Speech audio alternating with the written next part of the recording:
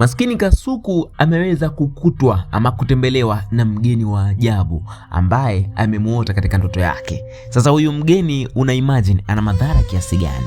Nikukaribishe tu kufuatilia mzigo huu safi kabisa wa kuitwa Mtoto Yatima, lakini kama ndo mara yako ya kwanza unajiunga na familia hii kubwa, basi bofya sasa neno subscribe, neno lililopo pembeni hapo chini ya video hii hapa hivi, ili ukajihakikishia kwamba haupitwi na kila episodi mpya ya mzigo huu safi kabisa wa kuitwa Mtoto Yatima.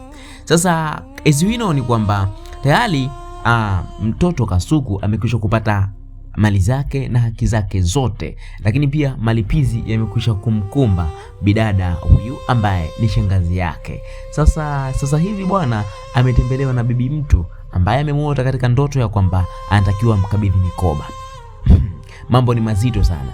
Na usiku ule ule bibi mtu akawa anafanya matambiko yake katika nyumba ya kina Wydon, na akawa anamuita kinguvu za ajabu ama kishirikina huyu mtoto wa kuitwa Kasuku. Na Kasuku naye akawa anaenda tu kama vile ngongoti asiyejielewa.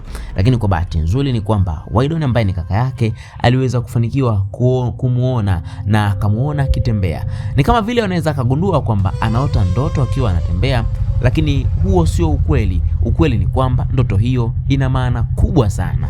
Dondosha maoni yako katika comment section, utuambie wewe kama wewe una maoni gani kuhusiana na kile ambacho kinaendelea kwa bibi yake na Kasuku. Lakini pia kabla haujafika mbali ama hauja leave, basi kumbuka tu kubonyeza sasa neno subscribe.